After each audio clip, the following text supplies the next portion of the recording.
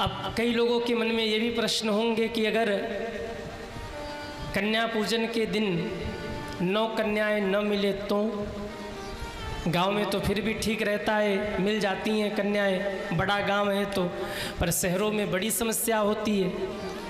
विशेष करके जो लोग सोसाइटी में रहते हैं वहाँ सुरक्षा व्यवस्था ऐसी रहती है कि सोसाइटी के लोग दूसरे किसी को फिर अंदर प्रवेश होने नहीं देते, या उतनी कन्याएं नहीं मिल पाती। तो देखिए, अगर संभव हो ना तो आप 9 कन्याओं को विराजमान करा के उनका पूजन करिए, उनको भोजन प्रसाद पवाइए।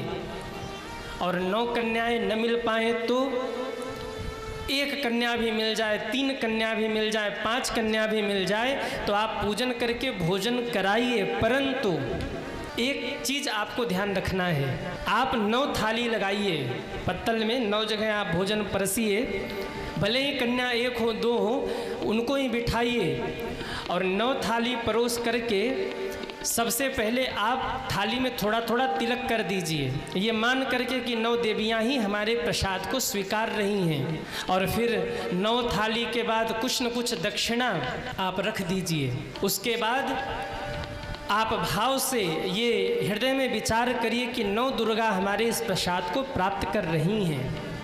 इसके बाद आप सारा भोजन लीजिए, प्रसाद लीजिए और किसी मंदिर में आप चले जाइए, वहाँ आपको कन्याएं मिल जाएंगी।